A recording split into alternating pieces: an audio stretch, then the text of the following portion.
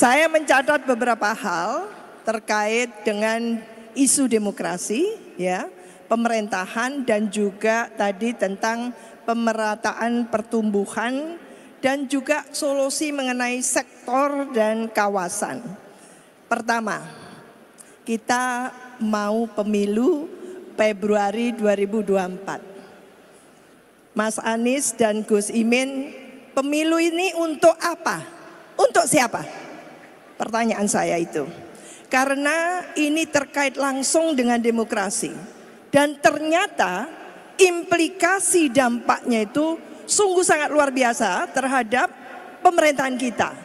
Tidak hanya di nasional, tapi juga di daerah. Ini pemilu serentak yang tidak mudah. Maka implikasinya sudah bisa dibayangkan. Terkait dengan itu saya ingin turun sampai bagaimana dampaknya terhadap desentralisasi dan otonomi daerah. Ini penting sekali menurut saya karena ternyata beberapa peraturan terkait desentralisasi otonomi daerah seperti Undang-Undang Minerba tahun 2020 dan juga Undang-Undang tentang Ciptaker, ya, Omnibus Law Ciptaker desentralisasi itu bukan mendorong, malah menarik urusan-urusan yang menjadi kewenangan tadinya daerah kepada pusat. Ini artinya dari perspektif daerah ada resentralisasi. Lantas apa nanti yang akan diimplementasikan oleh paslon 1 ini kalau menjadi pemimpin yang sebenarnya duit tunggal untuk di level nasional? Apa yang akan dilakukan berkaitan dengan kebijakan yang menarik mundur tidak hanya demokrasi tapi juga desentralisasi dan otonomi daerah. Itu antara lain.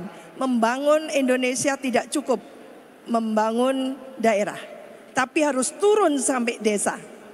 Maka saya ingin bertanya, kebijakan seperti apa yang akan diberlakukan dengan desa, kepada desa.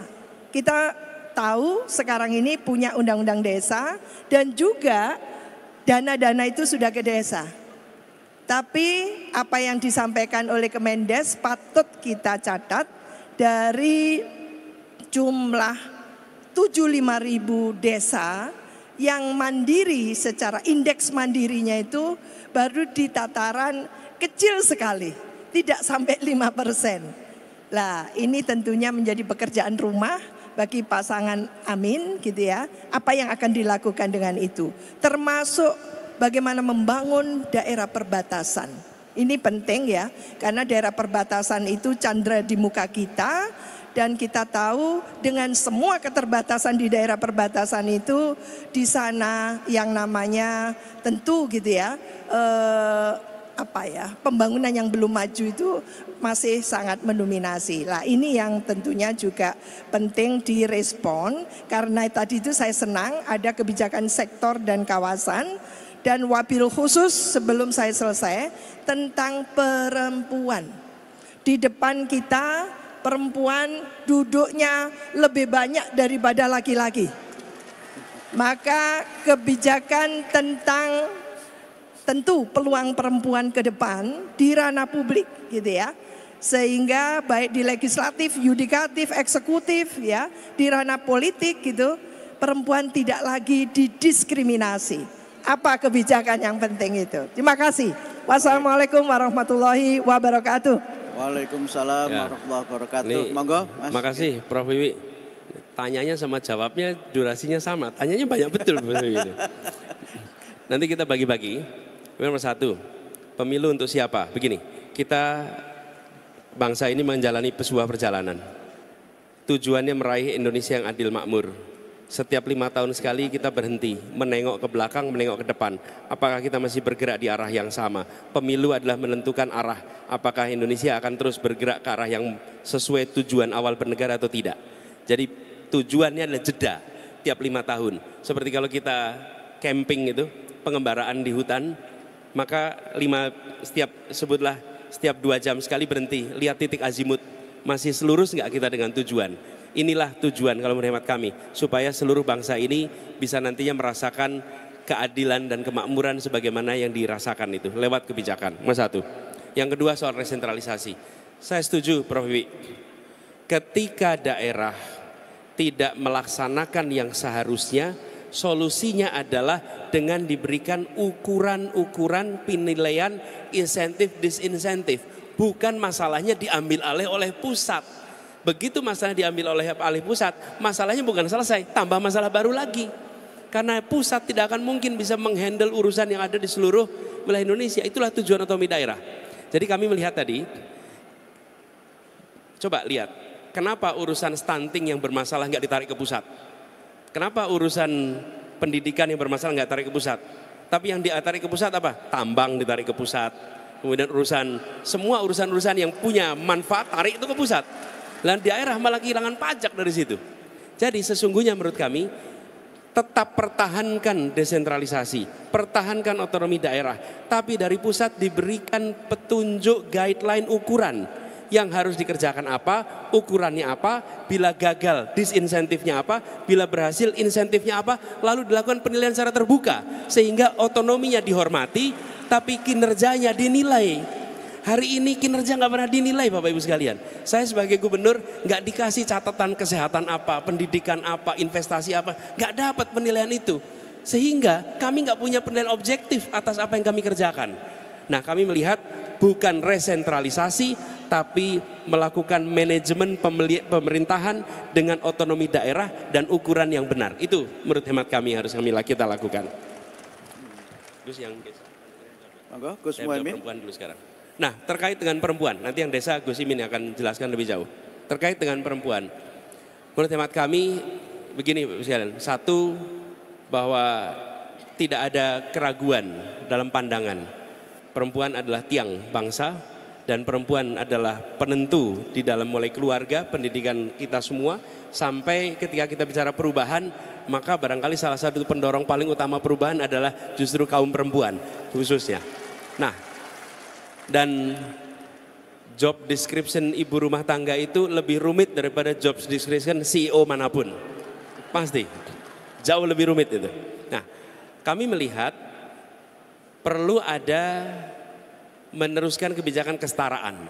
Tapi ini bukan dengan visi, tapi silahkan lihat rekam jejaknya. Lihat rekam jejak ketika Gus Imin mimpin di PKB. Apakah memberikan kesempatan pada perempuan? Coba lihat, di PKB banyak sekali perempuan. Ini ada beberapa contoh anggota dewan juga perempuan.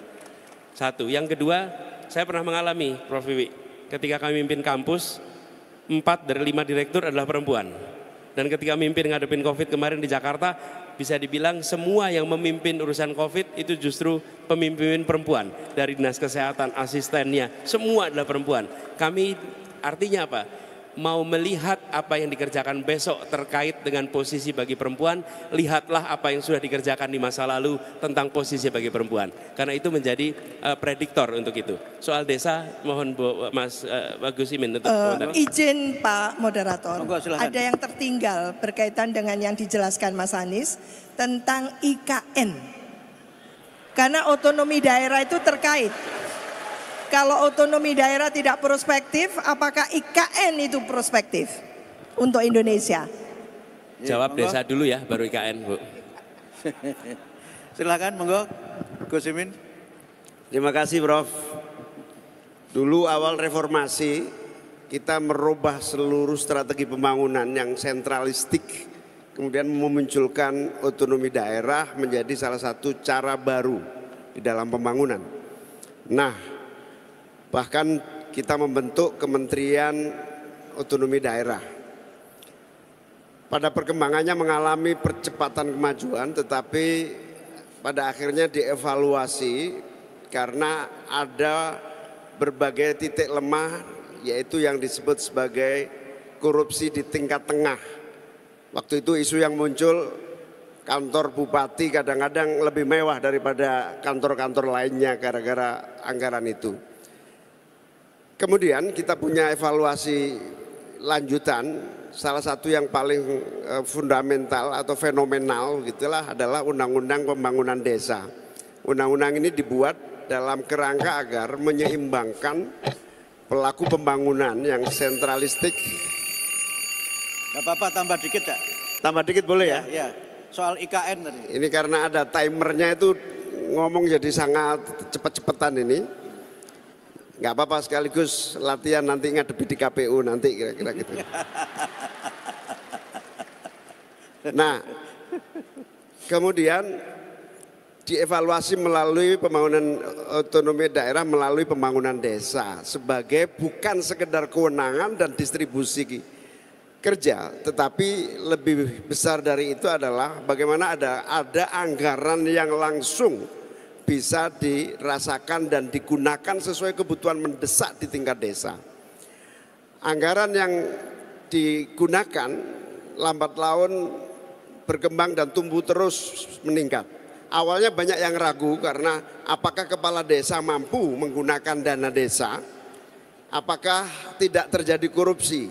Alhamdulillah 5 tahun pertama terbukti sukses, memang ada kasus-kasus korupsi, tapi dibanding korupsi yang di atas lebih banyak korupsi di atas daripada di desa. Ibarat hujan kira-kira begini, anggaran turun dari langit, kalau lewat genteng, kemudian lewat talang-talang sampai ke tanah tinggal 30%, kira-kira begitu.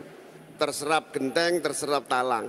Tapi dengan anggaran desa ini diharapkan hujan itu langsung ke tanah dan digunakan sebanyak-banyaknya untuk kemakmuran rakyat. Masalahnya adalah aparatur kepala desa harus betul-betul dipersiapkan. Saya kira salah satu tugas kita semua, termasuk Universitas Muhammadiyah, harus memperbanyak dan memproduk kepala-kepala desa lulusan Universitas Muhammadiyah yang bisa menjadi pelaku pembangunan yang menjadi contoh, sehingga hujan dari langit tidak menjadi contoh selama ini, nyerap di mana-mana sampai di bawah. Programnya tidak sesuai dengan apa yang terjadi di bawah. Oleh karena itu pembangunan desa, pengalaman 7 tahun ini terbukti mengalami percepatan pembangunan yang dahsyat, apalagi kalau anggaran dan sistem serta perhatian, guidance, arahan lebih detail lagi dari pemerintah pusat kepada pemerintah daerah. Terima kasih.